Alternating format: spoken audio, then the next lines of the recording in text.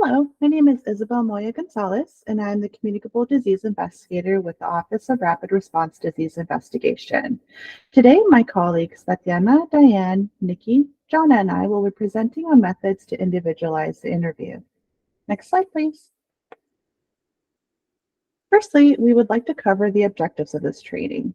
We aim to help understand the concept of individualizing the script, learn how to prepare for an interview and potential interview components, learn how to wrap up and conclude an interview, understand what to do after the interview, and how to maintain ongoing support for investigators.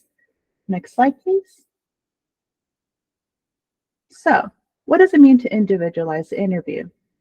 Things such as awareness of case, contact, or interviewee, this is otherwise known as who it is you're speaking to. Things to consider could include their age, language and tone, are you speaking to a proxy or a parent, or occupation if known. Also keep in mind, is there any background noise? Are they at work, in the car, or are there any other distractions? Remember to be flexible with the interview format. You may be speaking to a person who is ill, and they may need to take breaks during the interview. Adapt the script to the case, contact, or interviewee. This can include adjusting language and pace as appropriate, adjust examples provided throughout the survey, review portions of the script that apply to the case contact, and omitting information that does not apply. This is also an excellent opportunity to apply your active listening skills. Finally, respect the case contact if they decline to share information. You might want to prepare a rebuttal if you feel that the reason they are declining is due to skepticism or hesitation. Other times, you may need to accept that they decline to share information and move on. Next slide, please. Preparing for an interview. We'll cover a couple of tips for preparing for the interview. This can include creating scripting or adjusting already existing scripting to match your interview style. Familiarize yourself with the information you aim to collect by reviewing the list of questions, DSO or case report form, and keep in mind the objective of the interview. If the case or contact is short on time or unwilling to complete the whole interview, prioritize the main points of the interview and focus on the important questions to ask. Lastly, review and keep on hand resources you can offer to the case or contact, as well as important educational information they should receive. Next slide, please. Next, we'd like to cover some basic general interview components we will cover in this presentation.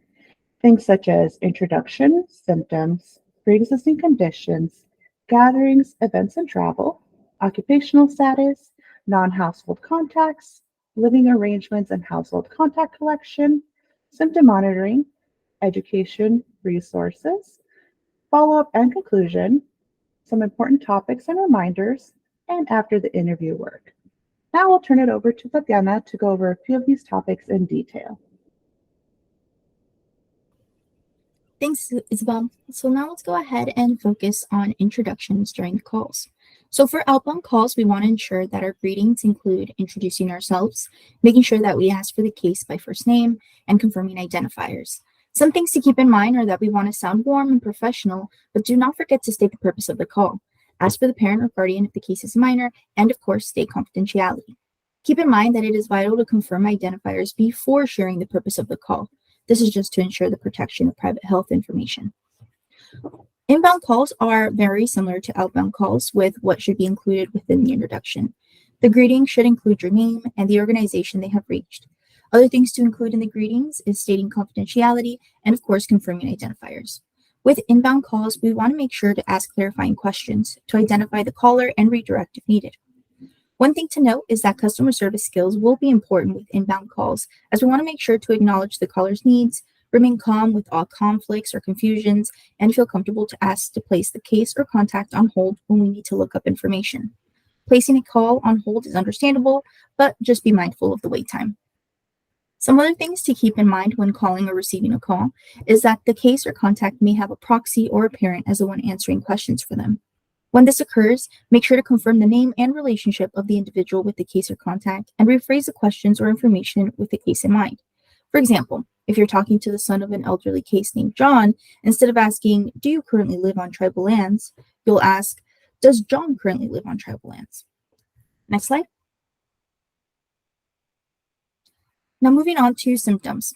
For symptoms, we want to make sure to assess what we ask and ensure that it is relative to the case or contact.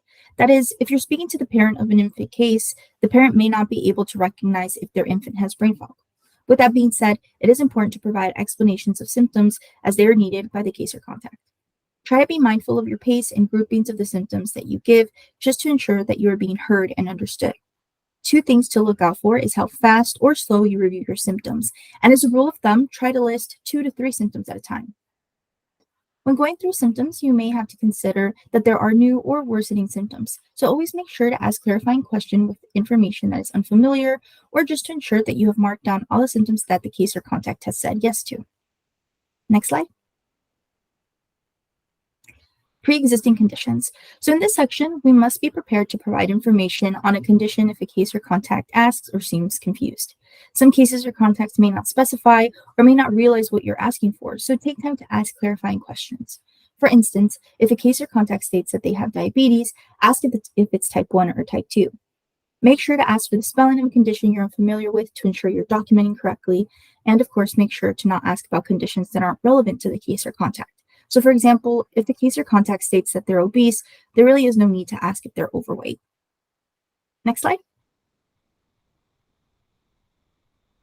Gathering events and travel. So active listening really comes in handy for this section, as cases or contacts may have already shared some information. In this section, it's important to ask open-ended questions to gather as much information as possible and to customize the examples of travel and gatherings to the specific case or contact. Remember that Arizona is a border state, so make sure to ask about out-of-state or binational travel in your gatherings.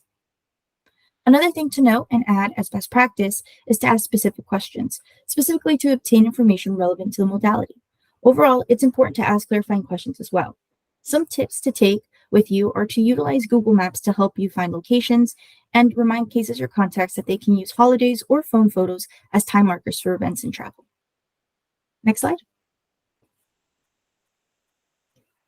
With occupational status, we want to look at the age of the case and contact and take this into consideration when going through the occupation section. So teenagers, they may have part-time jobs. Retired or disabled individuals, they may volunteer somewhere, and college students may have a job, in addition to attending school. So with that in mind, we also want to make sure to keep a reference sheet nearby to offer guidance for sensitive occupations. Now I will turn it over to Diane. Next slide, please. Thanks, Tatiana. When asking about non-household contacts, you're asking about any individuals who do not live in the home of the case or contact. These could include friends, extended family members, coworkers, students, or clients. It's important to ensure that the case or contact understands exactly what you're asking about. One way to do this is to incorporate relevant examples into your explanation, such as, did you go to lunch or dinner with any of your friends or coworkers between this date and this date? It's important to clearly define the date range that you're asking about. Reassuring confidentiality will encourage the case or contact to share more information. Next slide, please. Certain morbidities require special guidance for cases or contacts who live in congregate settings or for household contacts who have high-risk conditions. Please refer to your organization's protocols for the guidance to be provided in these circumstances. If a case or contact has already shared that they live alone, there is no need to ask the questions related to household contacts. Next slide, please. If the morbidity you are investigating involves a symptom monitoring component, it's important to review the requirements and guidance related to the symptom monitoring prior to starting the investigation. This will allow you to provide an explanation of the process to the case or contact and answer any questions that may arise. A parent or guardian will need to report for minor cases or contacts. If a case or contact declines to follow up with symptom monitoring or does not have the ability to participate via text or email, guidance should be provided on self-monitoring. Next slide, please. Education should be provided on recommended guidance and restrictions related to the morbidity. Motivational interviewing skills, such as ask, tell, ask, and active listening, facilitate providing education in a conversational manner. Empathy and cultural humility are also important, as they will encourage the case or contact to ask questions related to the guidance provided. Confirm the case or contact's understanding of any education provided before moving on in the interview. For questions or medical advice, please refer the case or contact to their medical provider. Next slide, please. Provide relevant community resources or referrals to the case as indicated. These could include, but are not limited to, 211, Chicanos por la Causa, Arizona Crisis Response, Arizona Together, and Native Health. It's beneficial to become familiar with resources specific to your program or morbidity. And now I'm going to turn it over to Nikki. Thank you, Diane. Next slide, please. Closing the loop is important prior to completing the interview. This should be an individualized recap of what was discussed during the interview. It can include a reminder for next steps, such as follow-up with a medical provider, re-interviewing, or symptom monitoring. It should include a review of education guidance provided. An opportunity for the case or contact to ask any additional questions should be offered at this time. At the conclusion of the interview, the investigator should always thank the case or proxy for their time and for sharing their information. Relevant case notes should be documented and communication with appropriate persons for internal case follow-up initiated. Next slide, please. Case investigators should be given the opportunity to meet with their team or supervisor to discuss cases and investigations on a regular basis. Completed investigations should be submitted and data reported accurately. It is important for investigators to take time to self-evaluate the interview and know any follow-up actions needed. This may include identifying opportunities for improvement in future interviews, as well as identifying successful interview techniques. Next slide, please. Case investigators should not provide medical information or endorse specific products. Cases or contacts should be referred to their provider or PCP for medical questions. It is okay to tell the case or contact that you don't know the answer to the question. You can attempt to look it up or provide the case or contact with appropriate websites and/or resources where they will likely be able to find the answer. During the interview, be sure to confirm spelling as needed to accurately record information. Always confirm that you have heard information correctly before documenting. Please keep in mind that you may be speaking with someone that is not feeling well. Offer them time to take a break or get a drink, etc., and then resume the interview when they are ready. Adjust the pace of the interview to the case or contact. Now, this may require speaking slowly or more quickly depending on the case or contact.